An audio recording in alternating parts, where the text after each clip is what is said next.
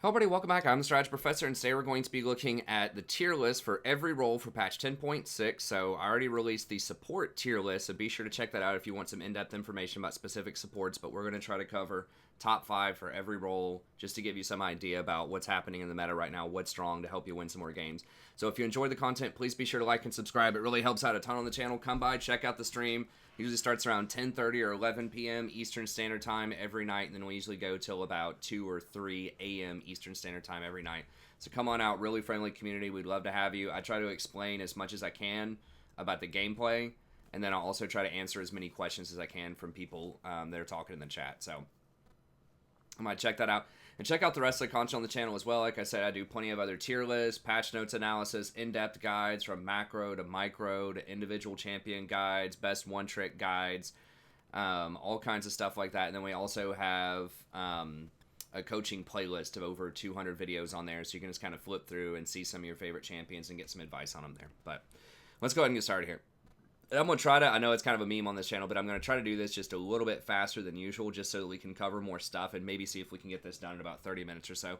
So I'm going to focus on things that have changed a lot on this patch rather than just kind of reiterating why Rakan's really good in depth for like 10 or 15 minutes on every video so that we can just get through more stuff here. So that's how we'll go, and I'll have timestamps in the description if you want to jump around to your favorite parts. You can also watch this probably at like 1.5 speed and still get most of it, and that'll cut the time about in half to do that. So you have lots of options to look at it and get through faster.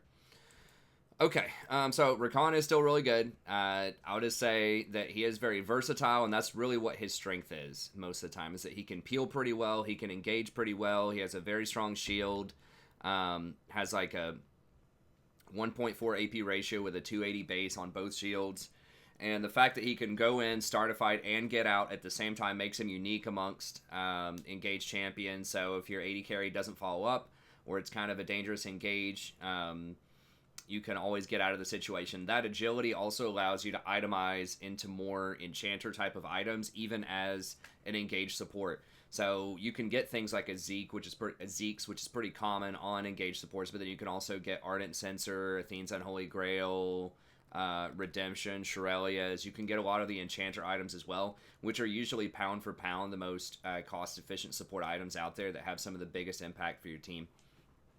So it has so many different itemization paths, so many different ways that he can win the game. You can play around your AD carry by doubling down on the Zeke's plus Ardent Censer to give him even more buffs. If you're Darius or you're Set or Garen's really fed top lane, you can get a Shurelias early on, which is becoming increasingly more common in my games at least, where I'll end up going like a Zeke's into Shurelias. That'll help them win fights. You can get team fight set up with like a Redemption and a Locket. If they have a really like hard engage AoE team fight comp, you can get that.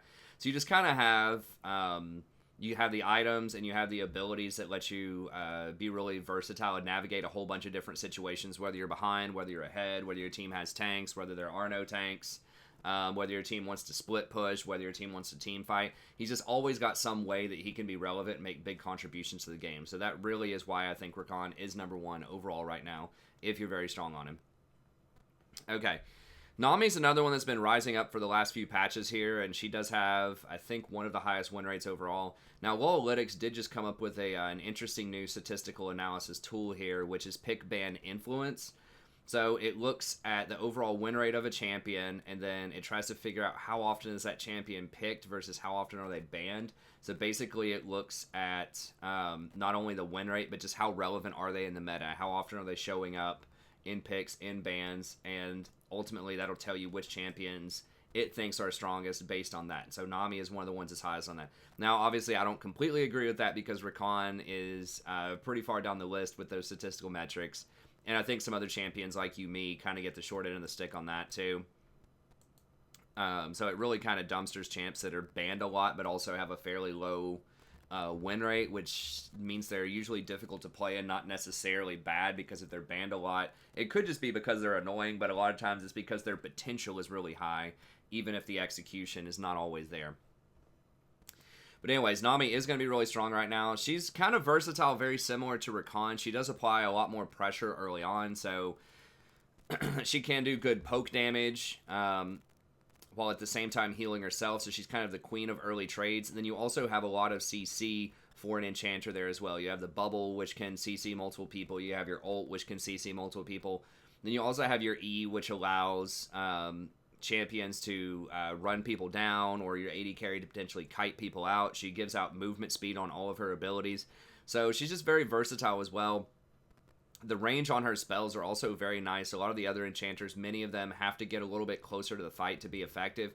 But she can stand at that 725 back, and sometimes even further than that, depending on the geometry of the fight, and just toss her waves, her W, toss her bubble. Obviously, her ult had really long range. Her E, I think, has like 800 range. So she can stay really far back, which means it's going to make it much more difficult for people to assassinate you, or for you to just get caught up in a bunch of collateral damage, right? Like Jarvan's dunking people, Amumu's ulting people, whatever's going on, you're probably going to be able to stand really far back, not get hit by that stuff, and still have a high impact.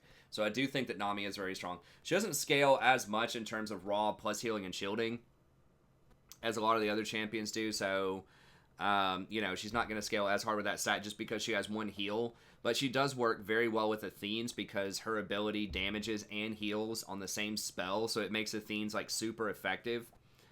Because if you damage somebody, then it does that damage, and then when it bounces to heal somebody else, then it's going to apply the damage that you did through the Athenes to add an extra heal onto your heal. So it's all in one ability. It's great.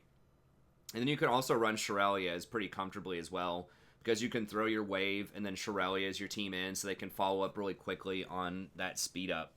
And she's not losing out on that much by getting the Shirelia's. Shirelia's obviously is not going to be a huge plus healing and shielding item. It has 10% on it, doesn't have a lot of AP, and it doesn't have a lot of resistances on it. So it is going to make you a lot more vulnerable, and if you're a champion that has really high AP scaling, it's not going to be as strong. But the fact that she is relatively safe, the fact that she does have a lot of baseline power in her kit, and that a lot of her power is based on her CC and her ability to manipulate movement, does make her a pretty good candidate for getting the Shirelia's, even though she doesn't hard engage herself most of the time. Is still a really good tool for your team. So uses Shirelia's really well. She can also use Athene's, Ardent Sensor. So she has a lot of other options in her toolkit. So the only reason that I put her down a little bit from her con is if you don't have anybody that can hard engage on your team, it can be hard to do that as Nami. You do have your wave, but it's fairly easy to dodge. However, there are a lot more hard engage champs that are coming into the meta right now, particularly in the jungle. Many of these champions are going to be hard engaged, and so is top lane. A lot of those are bruiser, hard engaged champions. If you can just give them the movement speed to get in there, they'll definitely be comfortable starting the fight. So I think that the fact that there is more hard engaged coming into the meta does position Nami pretty well right now. Okay. Yumi's another one, and I've talked about Yumi for several patches now. Now, she does have a fairly low win rate, but as I talk about all the time, her win rate is pretty deceptive because if we look at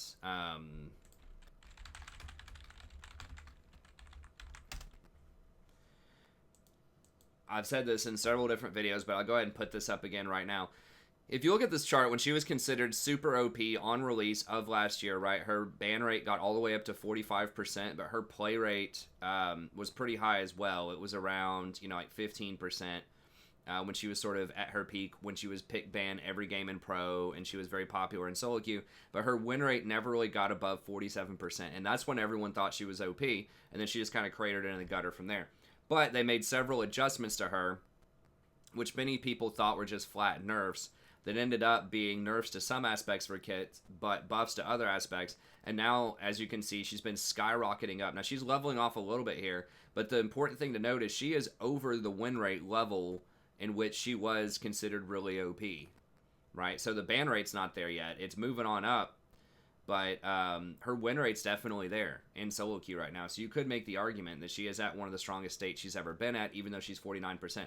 There are just some champions that are going to be strong that are just never going to be really high win rate a lot of the time because they're either really hard to play, or they're just like unpopular or whatever, right? But she is becoming more popular. She's just hard to play. And the thing that makes her deceptively hard to play is the positioning in team fights. And unless you played her, it's really hard to get a good understanding for that because you have to jump around from target to target with your W if you're trying to maximize the use of your heals and the geometry for your ultimate and for your Q. And just a lot of unorganized team fights can get really chaotic. So if you try to jump onto somebody and they simultaneously like dash away right before you click, then you'll accidentally jump off of your current target, and you can get hit and blown up by stuff. Or if you jump onto somebody else and then they flash in and do something stupid and they get killed, and you get CC'd before you can jump on anybody else, and then you can die that way as well. So it can just be very disorienting, especially the first case that I mentioned where you think you jumped over to somebody else in a really crowded fight, but then you actually didn't jump over there, either because you made a mechanical error and misclicked, or because they went out of range when you're not used to the range on the jump. So there's just a lot of things that can go wrong with Yumi in those large fights, and that's kind of what makes her difficult to play. Now, yes, if you have like a 10-0 Darius or something like that, and you sit on the Darius and just spam your E, yes, she's easy to play. But in a lot of circumstances, it is a bit trickier than that. And in the laning phase, when are you going to hop off and auto attack to get your shield? Because you'll run out of mana pretty quickly if you're not utilizing your passive. So you really don't want to just go AFK, on your AD carry. You really need to be able to pop off, land those auto attacks, get that mana refilled, and keep poking with your Q and keep getting that shield to put on your AD carry. So I think the fact that, Sona and Soraka were nerfed so hard for a little bit there really did make her very strong over the last couple of patches. And then things like Athenes are still really strong on her. You can double down with the Shirelias plus the Athenes. You don't see a ton of people doing that, but I think that's something people should consider a lot more, is to really go hard on the movement speed. And I think that can be a pretty good tool. So she is relatively safe later on in the game. She's difficult to assassinate, and she does bring a lot to the table. Her ultimate has a huge hitbox. It CCs for 1.75 seconds. It's on a really low cooldown, and she's got a pretty big heal that puts out a lot of movement speed. So especially when you're seeing top lane is just a bunch of these like hard carry bruisers that just need some movement speed to run everybody over. The Darius, Garen, Set, Wukong now on this patch, Kled. All of these champions are going to be very, very strong with Yumi. And then even a lot of the junglers like Zac, Olaf, you get a Yumi on Olaf with Shirelias, it's going to be lights out. He's going to run everybody down and kill them. Zac, obviously, with his engage. And then some of the invisible champions, too, like Twitch is still not like super popular, but that's a very good combination with Yumi. Or Shaco, who's fairly popular. There's a lot of little tricks you can do with invisible champions to get some extra mileage out of her, so yeah, I think she can be really good. You just need to be careful, because if you're in an elo where the team fights are just like super chaotic and people are just all the time doing stupid things, you're gonna have to learn when you need to jump off and run away. So anyways, fairly dangerous pick, especially early on in the game, or if your team doesn't have tanks, but does scale really well and does bring a lot of utility to your team. So I think that she's someone that's definitely worth considering, and I am going to release a Yumi guide probably later today, so be sure to stay tuned for that, and I'll detail how you can play her optimally. Okay, Sona's another one that I have in here, and I went ahead and knocked Blitzcrank off. Blitzcrank is still okay. He's just so one-dimensional for me, and he's banned a lot of the time too, so I just feel like there are other champs that are just going to be more useful in like an average scenario than a lot of Blitzcranks will be. Although if you are, amazing on Blitzcrank and you hit every hook, obviously he's still going to be really good. But yeah, Sona's been climbing back up. Has one of the highest run rates at 54%. Puts down a lot of harassment early on. She has that AoE stun, that 1.5 second stun, which is going to be really strong. Has good movement speed to help her and her allies rotate around, and she has some of the best scaling in the game. If you just throw a whole bunch of AP on her and a whole bunch of plus healing and shielding, your W puts out literally thousands of healing and shielding every time you press it in a team fight. If you're tagging 3 or 4 people, it's obviously going to be very good with things like Athene's Unholy Grail, because similar to Nami, you're able to churn out quite a bit of damage just by Q spamming and auto attacking, and then your W is going to distribute that healing very efficiently, because it's going to be low cooldowns on all of your abilities. So I think that's really strong. And then Ardent Sensor is going to be extremely good on her too, because your shield can put that buff on just about everybody in team fights. So I think that she is going to be very, very good right now. Now, it can be dangerous into assassins. You aren't seeing as many assassins as we've seen in the past. They are still out there. But you can survive a little bit longer, especially against tanks. So if you have tanks on your team, or the enemy team has a bunch of tanks on their team, then she's really going to thrive in that environment where it's just slow, controlled, steady damage, and she's just going to get to spam her abilities. It's almost impossible to beat her in a 5v5 if you don't kill her outright at the start of a fight. So I think she's going to be very strong. I would consider taking Barrier on her as well. Not a lot of people do that, but that was something that was very popular on Soraka when she was really strong in the preseason. And The main thought process there is if you don't die, if you just get to keep spamming your abilities, then you're not going to lose a fight, like I mentioned before. So a lot of enemies, especially as you start moving up in elo, they're going to recognize that you are sort of the linchpin of a lot of team fights, and so they will try to focus you out, and you're just going to be this little squishy enchanter, so they will try to focus you out. So I think that barrier can be very good. You do lose some kill pressure in the lane. If you have a heavy kill threat lane like a Draven or something, maybe still take Ignite. But in a lot of situations, especially if you have a fairly weak early game champ, you got a Vayne on your team, an Ezreal, a Kai'Sa, something like that, heavily consider taking barrier just to keep yourself safe later on in the game. And think about getting a defensive boot now as well. So getting either a Ninja Tabby or a Mercury Treads to give you a little bit more resilience, because your ideal build is not going to have that much resilience built in there. But yeah, she can be very strong. She doesn't have a great way to check bushes at all, and if you do get caught out, if you get ganked, or you do face check a bush, you are going to get blown up. And because she doesn't have skill shots, she doesn't even have the option of like throwing a bubble in a bush from Fog of War or something like that, like a Nami. Yuumi can check bushes with her Q. Rakan has a hard time checking bushes as well, but he can at least maybe get away if people get on top of him. So that is one thing, is that her vision control is going to be a lot weaker than some of the other champions so far on the list. But nevertheless, I think she is still going to be pretty strong. And then Maokai is the last one that I'll mention here, and he is kind of the spicy up-and-coming pick. And I talked about this a lot in the support tier list video. There are several aspects to Maokai that I think are causing him to rise in popularity. Number one, Leona and Nautilus have both been nerfed quite as significantly in terms of their damage. I didn't really think the nerfs were going to bring them down as far as it did, but they really have moved down quite a lot. I mean, Leona's still at like a 52% win rate, so she's still okay, but Nautilus is down here at like 50. They really hurt his all-in quite a bit.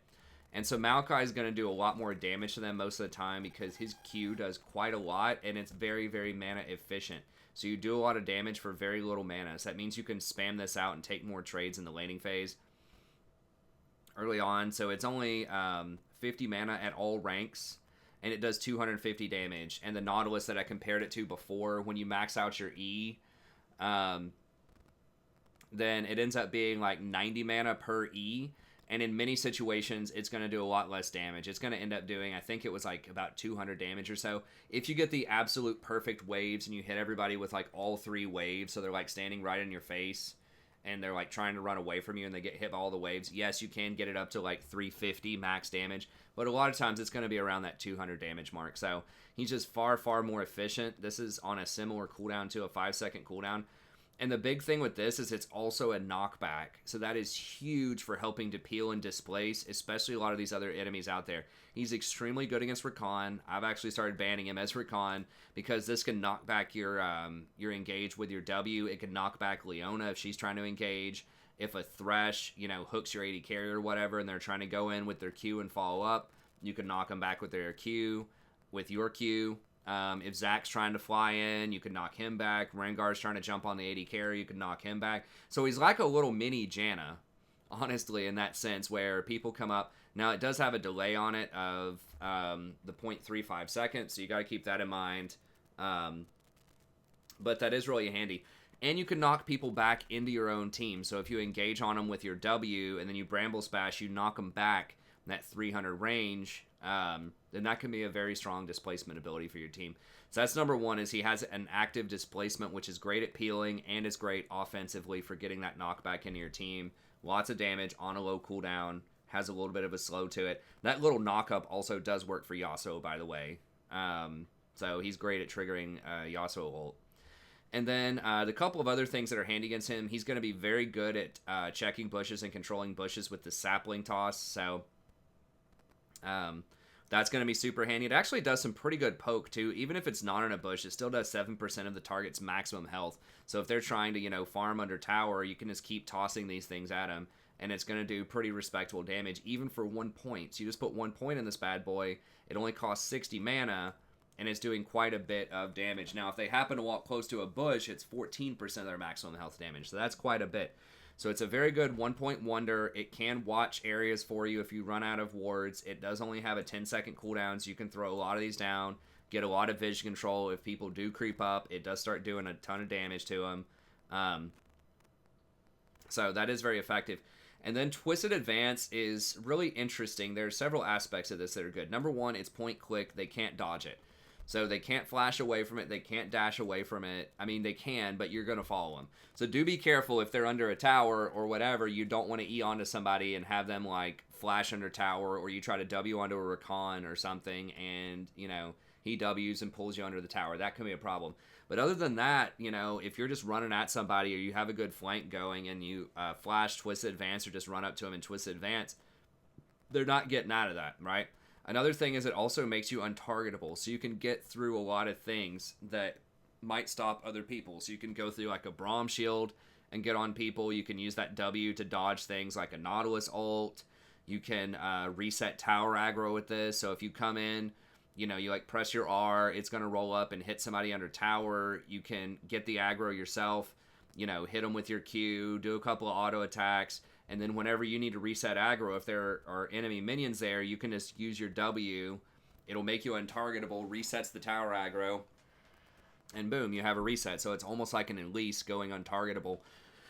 So that's a little bit more advanced, but you can do it that way. It also gets you around things like a Vagar cage or just any other type of zone of control that could be a huge problem for you if you look for opportunities to go untargetable with that. You can dodge things like a Karthus ult if you time it correctly. You know, just anything that you can dodge. It's like Fizz. It even has the Playful Trickster there. So it's like Fizz is probably the closest thing. It's just like this temporary untargetable state. And just think of all the crazy stuff that Fizz gets around with that. You can do that too with Maokai. So that's kind of like some next level, you know, 200 IQ Maokai stuff where you got to spot out all these situations and do it. But even if you just play them at a very basic level, just run at people, Twisted Advance, Bramble Smash them back, and then hit them with your ult, you're probably still going to be really effective. So it's really cool to learn all those neat interactions you can do with Bramble Smash and Twisted, and to really show some expertise with the champion, which that's always fun for the outplay potential. But then you also just have a very low floor. It's easy just to pick him up, play him, and to be effective in a lot of ranges as well. So I think he's kind of the new age Nautilus in a sense after the nerfs to Nautilus, just because of the vision control, all the different tricks you can do with Bramble Smash and Twisted Advance. And the AoE potential of Nature's Grass, even being on a 120-second cooldown. So don't sleep on Nautilus. I think he's very strong right now, especially at locking down a lot of high-mobility champions, and there are many, many of those champions right now he's going to be really good at handling. Okay. Next champions here to go through, we have 80 carries. Now, I'm going to put Cassiopeia at the top here. Most respectable tier lists will have her tier 1 or tier 2, and it seems kind of like a weird pick, but when you get down to thinking about it, it's not as weird as it might seem, right? So she's got like a 55% win rate, first of all, which win rates aren't everything. You know, Rakan has, Yuumi have relatively low win rates. I still like those, but it is something. And if you think about what is the function of 80 carries typically, is to do very high sustained damage so that you can control objectives and get proper spacing in team fights. So that you don't get blown up by a bunch of AoE abilities, right? And Cassiopeia does that. She's pretty long range, right? You know, her Q plus E range is going to be longer than most auto attacks. I think it's 700 range on the Fangs. So she can operate at ranges that are further than most 80 carries, so she's got the range covered. She does extremely high sustained damage, especially to Dragon and Baron. She's one of the fastest Baron takers in the game, especially once you get Leandries. Just absolutely murders them. Her tower taking is not as good as a lot of 80 carries, but she does kill the monsters really fast, and she can melt tanks really well, which is another thing of a lot of 80 carries, is that, you know, she can kite them out with her Q and just do a ton of damage with her E.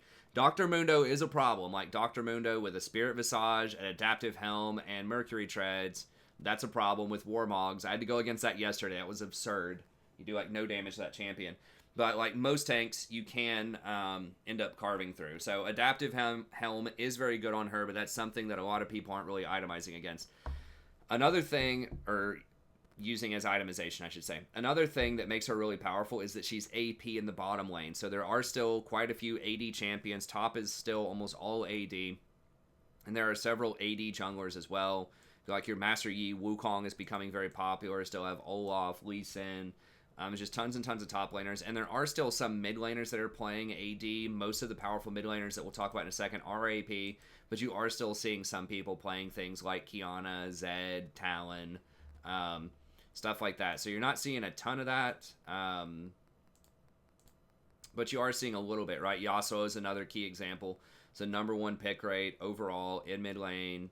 Yasuo, Zed's in there, Talon's, around the area. So you still see some AD middle, but even if it's just AD top and AD jungler, having an AP in the bot lane can be really handy. And she just has like really nice utility as well. And what I mean by that is she has that slow with her miasma, so it makes it very difficult for people to get on you, and really stuffs mobility. Things that stop mobility are very strong right now if they, have other good things going on for them. So like Maokai, for example, being able to stuff that mobility is very good. But she has that as well, where you throw down the W, and then all of a sudden Riven can't jump, Fiora can't dash, Camille can't dash, people can't flash. It really hurts Rakan a lot not being able to move around in that. So it's just a really pesky ability. And then she can make her own plays at a bush. So if you push in, and she can usually get priority with push once she gets her tier. If you just push in, get vision control of those lane bushes in the bottom lane, it's so easy to kill them. You just fake back and then just sit in that bush. I'll guarantee you every game you can get at least 1 or 2 kills doing this. You just stand there in that bush, they walk up, you just ult them out of the bush, drop a W on them, spam all of your spells, and they're going to die. Usually, sometimes you can actually kill both of them, the AD carry and the support, if they both walk up. So that's kind of why I like her in the bot lane, is because you can take advantage of her really awesome bush kill threat. She's one of the highest kill threat champs in the game out of the bush with that ultimate. It's on a fairly low cooldown. She can't do that in mid lane as easily because people aren't going to go up and face check the river bushes as often. Sometimes they do, but they have to walk up in the lane, basically. Even if they aren't checking the bush, just them walking up in the lane, you can just ult them out of that bush, and it will cover pretty much the entire width of the lane, from the bush to the wall if you're in that most forward bush. So they're going to get hit by it most of the time. So, and you can make your own kills like that. So there aren't many other people that are played in the AD carry slot right now that can make their own play and 100-0 the other person by yourself, no support necessary in those situations. There are a few. You're right, Varus can start it, Ashe can start the fight, but I just don't know if they're going to have enough damage unless they're ultra fed to do it themselves. So really high scaling champion, great bush control, great dragon control, really good at farming as well. You can go farm out that jungle pretty quickly off of very low items. You can grab the Gromp, you can grab the Krugs, whatever. You heal off of your Twin Fangs very well. And obviously you do really high sustained damage. So being able to go through and take that jungler, or take that jungle, if your support's roaming and it's not safe for you to walk up into the lane, you can take a couple of jungle camps. So she just has pretty much everything that you would want in an AD carry, and I think that makes her very strong. Also, if you learn how to play her, she's also pretty good in mid lane and even viable in the top lane in a lot of matchups right now. So definitely consider picking her up if you want to learn Cassiopeia. Another one, I still think that Senna is going to be really good. They did nerf her, but she still is clocking in with a fairly high win rate here. I guess at 51%. I thought it was higher than that, but what was I looking at? I thought Senna was up there. Maybe not. Maybe I was looking at something from an earlier patch, or maybe I just didn't refresh it. But I thought she was still at 54%. It's possible Miss Fortune should be above her if she has that low of a win rate. But, she's going to have about a quarter less souls overall. The fact that they lowered the cooldown on it from like 4 seconds to 6 seconds or whatever, most of the time you're not triggering it literally on cooldown every time anyways. You're going to be waiting on your Glacial Augment to come back up before you can do that. So that part doesn't matter. But the fact that you're only getting 0.75 AD kind of does matter, right? So if you end up with like 100 souls, you'd be losing out on 25 AD, which is very significant. I mean, it's like 600 gold worth of AD. You are still getting the same critical strike bonus. You are still getting the range. She does get to cheat the curve a little bit by getting Man Immune, by getting, either Umbral or Dustblade or Ghostblade. So her items are cheaper. She can start to come online and be effective a lot lower. And she does just have so much utility. I mean, the slow on your Q or on your auto attacks is very handy with Glacial Augment. And you have range, you have really nice harass, you have the ability to start fights with your W if you hit it. You have the cross-map presence with your ult. Of course, you've got the healing as well. So she just has a lot of utility in her kit. That smoke is also extremely good, too, in a lot of different situations. Because people can't point-click you. I know there's a game yesterday where we had a Veigar on our team, and the Veigar was having a lot of problems. But because of that smoke, you could not target you couldn't target the people to kill them when they were trying to run away. So there's a lot of point click abilities that get turned off whenever she activates that E on people. So I still think she has a lot of utility. Yes, her damage is down a little bit. Yes, she does have a hard time killing some of the mega tanks like Zac. But just that amount of utility, if you could just survive and bring some utility to a team fight, I think that she can still be pretty strong. And then Miss Fortune is just almost always going to be one of the most effective AD carries out there. She's got a really high win rate, pretty simple to play. There are not a lot of complicated mechanics with her. You just press E, slow them down, and then just press Alt, and they're going to have to flash or they're dead a lot of times. Getting those Q bounces are nice. It does a lot of harassment in the laning phase. And just the fact that she runs around so fast, she can follow your support to go roam, try to make a play on mid, help you get some deep vision, just rotate, get a preferable back timing, just push in, sneak a back in, grab a quick item, run back to lane, start to exert more pressure. And then, of course, her ultimate just scales extremely well with both crit and flat AD. And it's just awesome for team fights.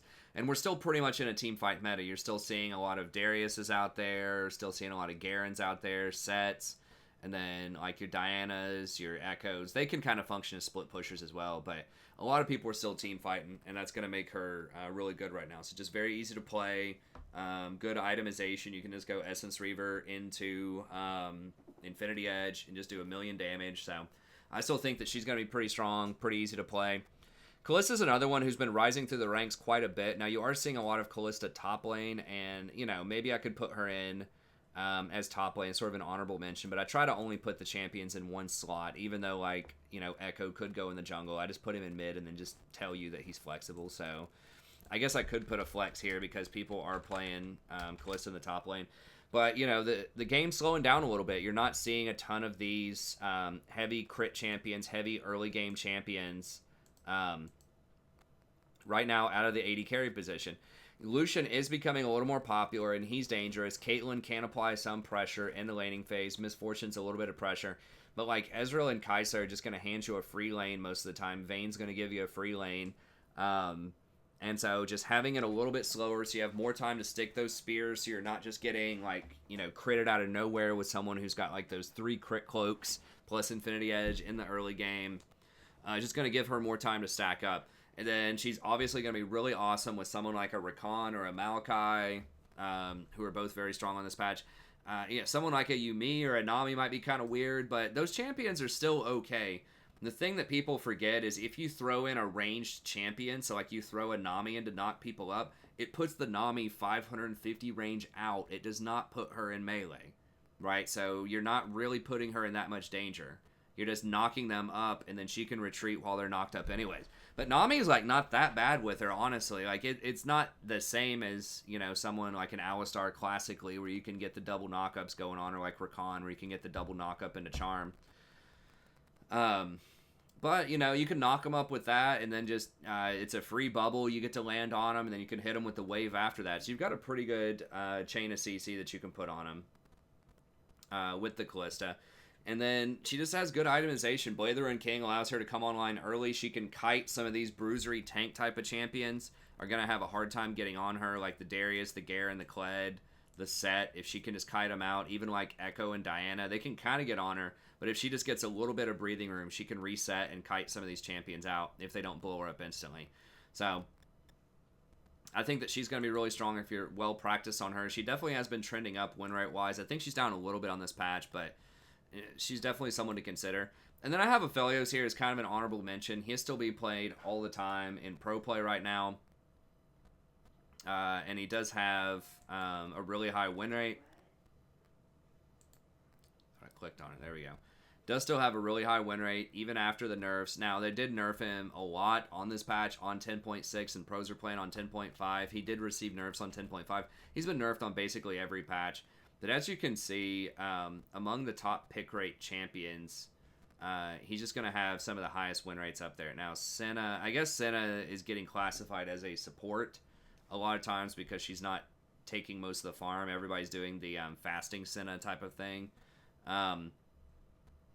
But basically, if it's not Senna and it's not Aphelios in pro play, it's bad. So that's the thing, is like these champions keep getting nerfed because every other AD carry and pro is pretty much trash for the most part, right? Like everybody's just like extremely low win rate if it's not Senna, if it's not Aphelios. Although in solo queue, the win rate's going to be much lower. What are we even looking at here? Callista. Oh, there he is. Yeah, so he's got like a 48% win rate. So I think that he does still have a lot of potential. He's not as OP in solo queue as he is in pro because he is kind of mechanically demanding, and you do have to have a lot of knowledge about how you want to operate in different team fights. But he's still just super versatile. He can still heal off of the wave early. They did nerf it, but he can still heal off the wave early on. Has pretty good engage potential with his ult and the gravitum. Still decent wave clear with his flamethrower. So there's just a lot of tricks you can do with him and a lot of power that you can exert with him. So I still think if you're very good on Aphelios, you can make him work, even though a lot of people aren't going to be that great on him. And then finally, we'll go over to mid lane here. So I think that Diana is probably who I'm going to put up here. Echo. I mean, there's so many good champions in mid lane, it's kind of hard to call it. Katarina is also extremely strong, especially at low brackets where people don't hold CC properly. She's actually quite hard to hit with a lot of CC, with how much she jumps around. It can be tricky to get a hold of her, and I know like playing Cassiopeia, it's hard to land a Q on her a lot of times when she's jumping around everywhere, but she does do a ton of damage. She has free Grievous Wounds built into her kit, which is going to be really solid. It's even stronger than that. It's a 60% reduction instead of just a 40%. And there are a lot of healing champions out there, especially Silas is super popular right now. Being able to cut the healing on his W by 60% is pretty massive. Anything that has Conquer is going to have a lot of healing to it. Some of the top-end supports that are going to be getting played right now, like the Yuumi, the Sona, the Nami, a lot of those are going to have strong healing components to their kit. So Senna is going to have some healing in her kit. So there's a lot of healing that's floating around out there, and the fact that she can cut that is a lot. And then obviously when she starts going off and starts getting those resets, she does so much damage so fast, and she can snowball so hard if she gets ahead that it's just extremely difficult for other champions to deal with her that don't specifically have a piece of CC that they're holding to stop her ult. If you don't have the CC to stop her ult, you're going to get blasted. So she can be pretty good. So that's a little bit out of order. She was like the most efficient one, but I did move her up a bit there. Diana is also going to be really strong. Ever since that rework, they gave her basically an extra ability that does damage. Now all of her abilities do damage, whereas before her old W didn't used to do any damage. So she's just this class of champion that's really strong and powerful right now that you're seeing in a lot of different areas, which is kind of like the battle mage, right? Where it's something that's fairly difficult to kill that puts out high sustain damage that has some utility and can also have pretty high burst if they get ahead. So with Diana, of course, she gets a lot of extra attack speed and she can take Nashers and do a lot of auto attacks and do extra damage that way. So that gives her the strong sustain damage to help, carve through tanks eventually, stack up Conquer to help her carve through Barons. But then she also has that burst if she gets far enough ahead where she can just kind of dash in, activate her ult so that it is going to pull everyone in again and just get a double dash delete on somebody. But she's going to be really strong, high sustained damage, pretty good survivability with Rod of the Ages, plus her orbs, plus the healing that you're going to get off of Conquer, makes her very difficult to deal with. So she's going to be strong right now. And then kind of her partner in crime here, Echo, very similar profile, does really high sustained damage, high burst damage over time. Very difficult to kill because he basically has 2 life bars. Both of them are going to take Hourglass as well, which is another little annoying piece of their kit that makes them difficult to deal with. I think Echo takes Conquer as well. He might take Electrocute, but I think he takes Conquer as well. But Echo is going to have that extra element of a huge AoE stun if you land it right. So if you throw that stun in, and there's a lot of other ways you can chain this together, right? Like if you have a Malachite starting a fight or a Rakan, a ton of people are going to get knocked up and CC'd, or like a Jarvan's ulting somebody, Zax's ulting in. Then being able to hit people with that stun is just tremendous. It's like 2.25 seconds. It's just a billion years. You have good wave clear with your Q. You, of course, have your ultimate, which does give you a second life bar, but if you time it correctly, can also do a ton of damage on people. So he has a lot of outplay potential. He's a very cool champion, very high skill cap. I think he's really fun to watch. So I don't really mind Echo being a little bit on the overpowered side because at least he's interesting, unlike Garen and Darius to a lesser extent, which we'll talk about here in a little bit. At least he has some really cool, like, oh, wow, like outplay potential with his ult and some of the other things that he does. So he's going to be a really strong champion right now. You can flex him. I think he's a better jungler than Diana is. Diana's still pretty good in the jungle, I think, but Echo's very good in the jungle, and they're both going to be good in mid lane. Just talked about Katarina. Kassadin is another one that's just kind of always there, and he's a threat. Now, he is a lot weaker in the early game, but if he does start popping off, if he gets to level 16, he's one of the highest scaling champs. Same kind of profile, very high burst damage, but pretty good sustained damage as well. He's going to have a natural, 15% damage reduction from magic damage, and he also has his magic shield. He also itemizes into Rod of the Ages, and I think he usually goes Rod and Archangels, which is going to give him a shield. So there's lots and lots of different layers of survivability that he has. So I think Kassadin's going to do very well, especially into a lot of these other top champions right now that are all magic users. He's going to be really strong. And the final one is Zoe, who this one is a little bit more of a higher skill cap champ. Once you start getting into Diamond Plus, Zoe's going to be better. But even here in kind of the Platinum win rates that we're looking at, I still think that Zoe is going to be strong at 51%. She's just got a lot of versatility to her as well. You can use people's summoners. You can get random item actives in the laning phase. And then if she ever hits somebody with a bubble, or if she gets fed even with a Q that's not a bubble, you can just about one-shot people. So she's just really difficult to deal with. Very low cooldown, so she's just always a threat. Always spamming stuff at you. You just have to constantly be on guard. And if she's a good player, she just has to hit one of those pretty much. And if you're not dead, you're going to have to run most of the time. So I think that just makes her a very persistent long-range threat. There are other threats that are long-range, but the fact that her Q ends up being on like a 5-second cooldown or something is just pretty ridiculous. And her ultimate, her ability to try to make a play is like every 6 seconds. So she just presents a lot of really high burst damage on a low cooldown. So I think she's very good. All right, moving on to the jungle. I think that Master Yi is still going to be the biggest threat in the jungle right now, particularly if you're golden lower. He does start to taper off a little bit in low diamond, but he's just a huge, huge menace.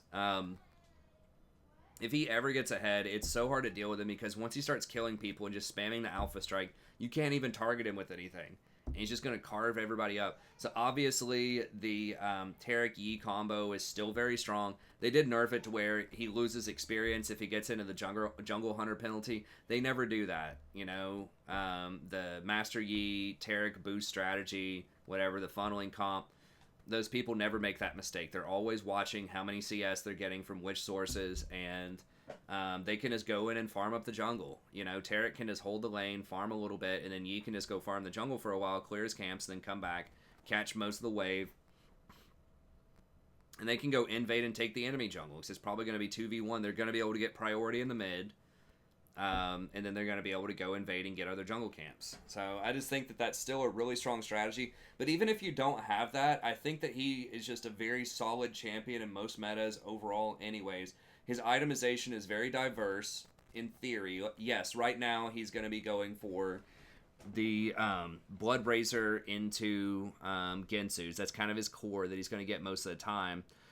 Then after that, they did just buff Blade the Ruined King by quite a lot, so that's really good on him. Sometimes people take Wit's End on him, which does give you the healing, but it also gives you magic resist, which can make it difficult to blow him up. He can also get a GA if he wants to. He can get a Maw Malmortius if he wants to. The most common one is Wit's End because it synergizes so well with the attack speed that he has in the Gensu's. But he can get all these defensive items, and then even in the past, he's been able to get things like crit even. Now, he's not getting crit these days, but he has been, in the past, I've seen him do things like Infinity Edge and be okay. But right now, it's mostly on hit. I don't know if the Death's Dance would be good on him in some circumstances or not. Probably not, but yeah, he has some different itemization options. And then he's just kind of good at everything. Like, he power farms really well. He can take Barons and Dragons really well, takes Towers really well. He can split push. He can team fight with resets. He can 1v1 a lot of champions when he gets fed. He's just a time bomb, and once you get those 3 items, usually it's Gensu's, Blood Razor, Blade the Ruined King, he's just almost impossible to deal unless you, literally chain CC him and blow him up before he does anything. So there are some good matchups against him. I think that Rakan's very good against him. I think that champions like Malachi have potential to be good against him. But nevertheless, he's super hard to deal with, and he scales extremely well. And everyone has a plan until they get punched in the face, right? The famous Mike Tyson quote.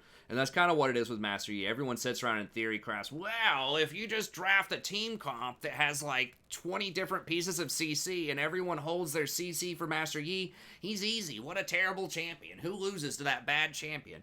It's like, yeah, but that doesn't happen. That's like nice armchair analysis, but in the actual game, you're going to see, like, maybe each champion has one piece of CC, maybe, in solo queue, and a lot of them are just going to blow it on the very first thing that they see, right? The Malachi engages on the AD carry. Oh my god, everybody all of a sudden blows all of their cooldowns on that Malachi. Then here comes Master Yi running out of the bush, and everybody's dead. That's what happens a lot of time in solo queue. So yes, he does fall off at higher elo brackets at like diamond and higher. It does get a lot rougher because that's when people actually do plan ahead, do hold on to their CC so that they can deal with Master Yi. They have a plan and they work together to deal with him. But at lower, more chaotic brackets where people just really aren't planning ahead and thinking, he can just take over. And there are so many good champions. There's Tarek with him, but then you can also have Lulu's a potential with him. So if they ban out Tarek, you can still do Lulu as the funneler in the middle. That works fine. You can have Lulu as a support. You can have Yumi as a support. There's just a ton of champions that can do extremely well with him. So I think he's just too dangerous right now, especially in Gold and Lower. He's just a really OP champion. So I would highly recommend either picking or banning him if you're Gold and Lower. Okay, Zach is another one who's showing up at a lot of elo brackets. I'm surprised we haven't seen more of him in pro. I guess, he does have there is a lot of counterplay to him if you're looking for it and if you're quick, especially from the support.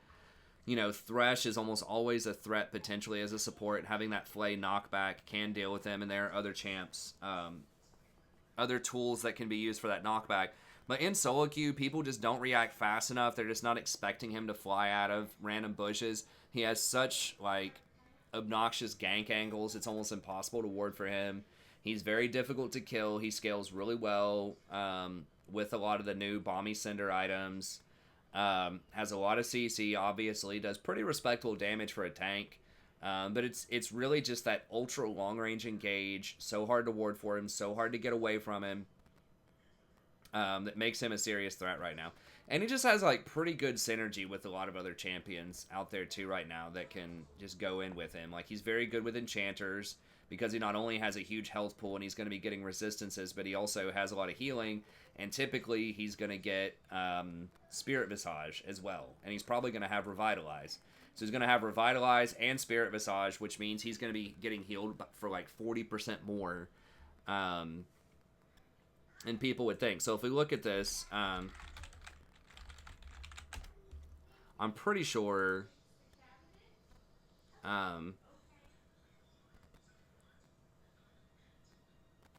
yes.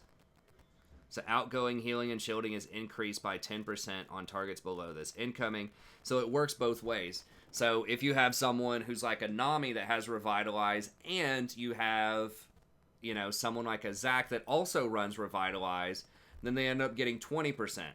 Because the outgoing heal from the Nami gets 10%, and then you receive 10% also when you're below 40. So it's actually plus 20%, stacking multiplicatively off of this, plus the 5% there, and then that stacks multiplicatively with Spirit Visage, and then all of that is going to stack multiplicatively with all of their plus healing and shielding. So in other words, a Nami Wave is going to end up healing you for 1,000 health or something when, both of you have 3 items. So it's just disgusting synergy with a lot of the enchanters out there for anyone that's going to take Revitalize plus Spirit Visage, and they have a lot of their own plus healing and shielding, or a lot of their own healing in their kit.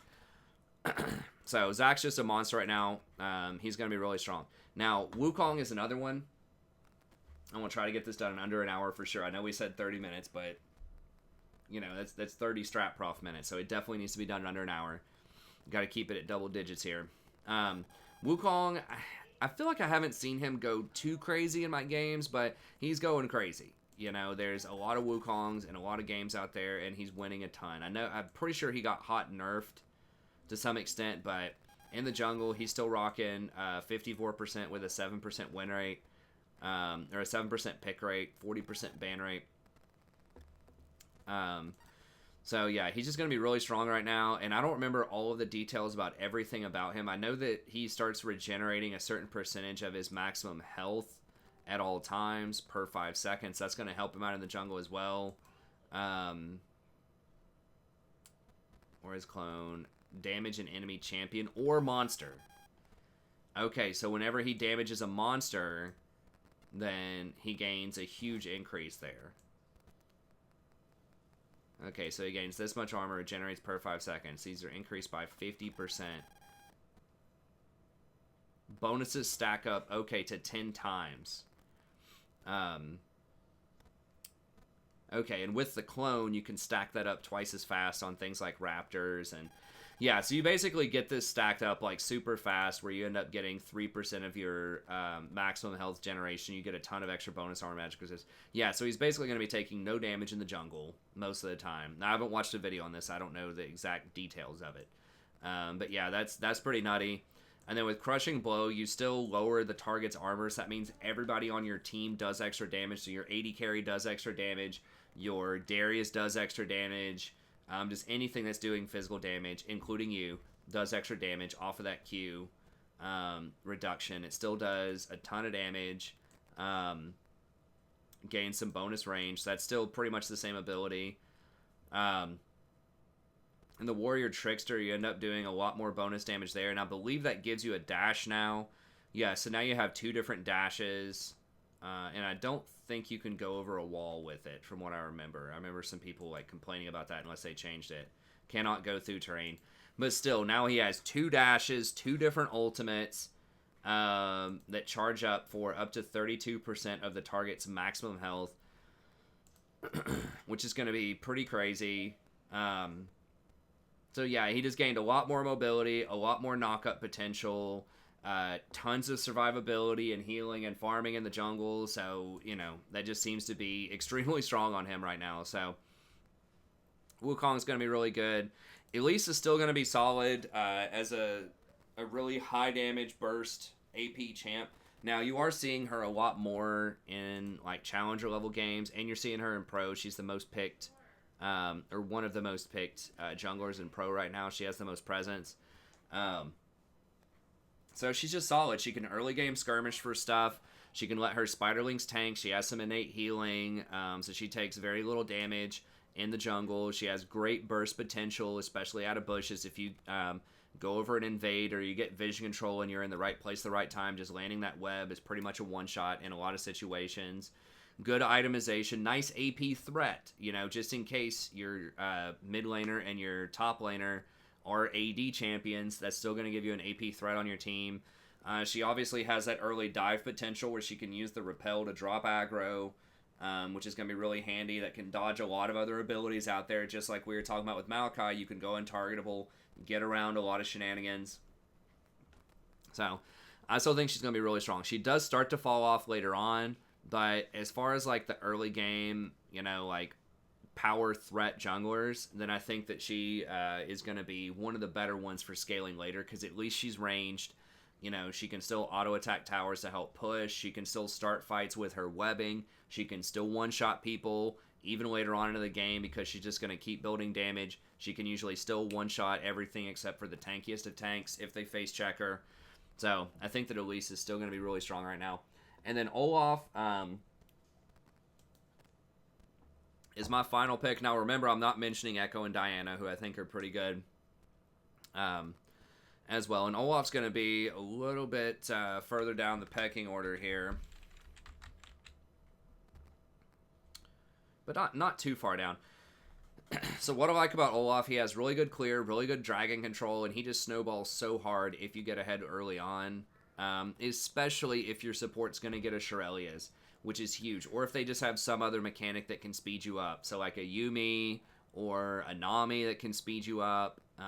Karma's not too popular. Lulu is pretty popular, though. So any of these champions that can give you movement speed, it just makes you so difficult because obviously they can't CC you when you have your ult going, and if you can just run at that AD carry really quickly, then you're going to be able to evaporate them before they can kill you most of the time. So I think that makes him just extremely dangerous, very difficult to deal with. He does start to fall off a little bit later. He doesn't have great ratios on his abilities. I'm not sure if he would want like a Death's Dance or not. I don't think so, but I'm not 100%. Obviously, he's going to want, I think, Warrior and Cleaver. He might do Cinder Hulk. There are probably a few different builds floating around with him out there, but yeah, going to be very strong, usually just gated by movement speed, but there are a lot of movement speed modifiers out there. Okay, in the last 5 minutes, there's not a ton that's changing here other than Wukong. We just talked about Wukong in the top lane. Seems like it'd be similar in the laning phase. Just going to be tankier, has more dashes, has more CC. That's going to make him strong.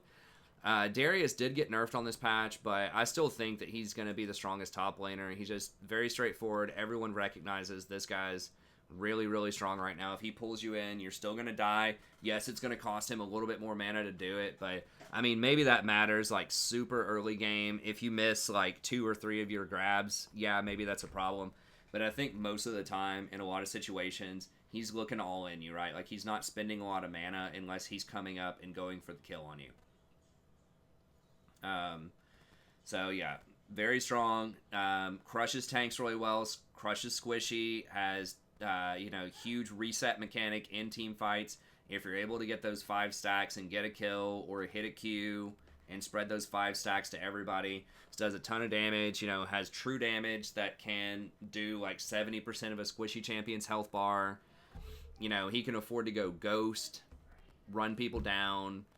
With Trinity Force. A lot of people are even going, I think, like Trinity into Black Cleaver on him now, just because who cares? Like, you do have the double phage proc, but it doesn't matter that you're wasting your money and your stats because he really doesn't need that many stats to begin with. He's just going to run at you and murder you anyways. Has a lot of sustain. Very good with the plus healing and shielding champs. He can get a Spirit Visage later on if he needs to, if there's a lot of AP in the game and he wants some more resist. So has a lot of different itemization options out there after you get your core, Trinity into Cleaver or Trinity into, whatever else he wants to go for. He's going to be a strong champ. Now, Garen did get nerfed with the crit build a little bit, which was either Static Shiv or Phantom Dancer, but I still think that people are going to be playing him a lot, and I still think he is going to be very effective. He's another champ, very similar to Darius. He doesn't require mana. So you can just run up to people, just Q them, press spin on them, then just press R.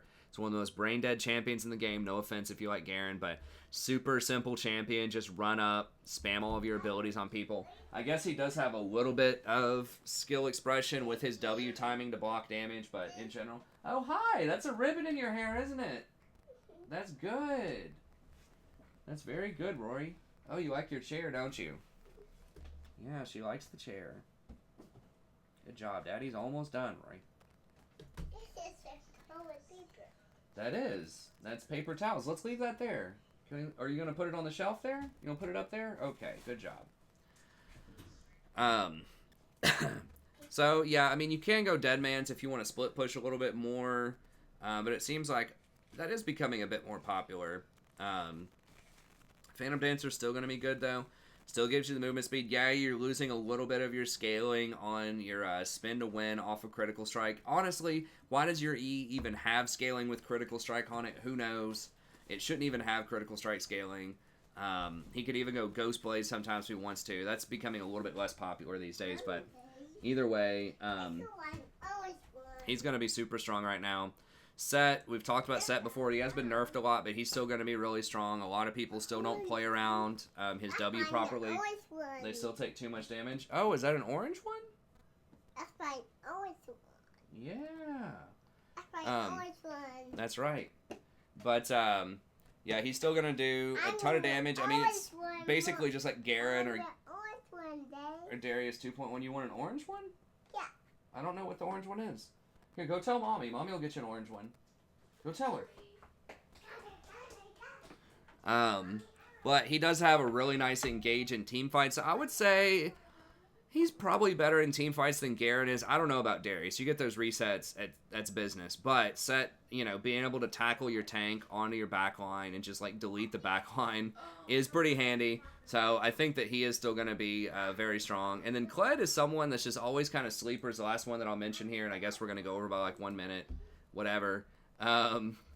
He's someone that's just like always very relevant. He's always got like a 53% win rate, but just nobody plays him. And I think a huge part of that is he's just weird. Like, people just aren't really sure what he does. But you can use that to your advantage, catch people off guard. They did just buff Titanic Hydra last patch. And that's something that he uses really well. So he can bully out a lot of these champions early on, especially if you know the all-in thresholds. If you practice him and go all in, on a Darius or on a Garen. I don't know what his matchups are into those, but I think you can outplay them. If you're able to land your bear trap on a rope. And then he also has the, looks like he's very favorable against Set, it appears, and then slightly favored against Darius and Garen. Looks like he's pretty favorable against a lot of champs, with the exception of maybe, is this pick rate? Okay, yeah, so this is in order of his most popular matchups, I suppose. But yeah, so he does really well against that other trio of like top level champs, except for Wukong. Also does well into Mord and Aatrox. So he beats almost everything top lane if you're playing really well against him. And he has that ability to roam very well with his ultimate to get around the map and make plays. And especially later on in the game when teleport gets to a much lower cooldown and you do get that extra movement speed off of TP, then he can show up to fights and have a really high impact. Now, as you can see, his win rate does go down sort of astronomically as the game goes on. So he really is at his strongest in the first couple of items. You want to make sure that you are using that ult to snowball the game if you do get ahead. Okay, but that's going to be it. Thank you very much. Hopefully you enjoyed this. Be sure to like and subscribe if you do enjoy it. Be sure to stop by the stream. Like I said, I try to explain as much as I can every stream about the gameplay and answer as many questions or comments as I can in the chat. Check out the rest of the content on the channel as well, and I'll see you next time. Have a great day.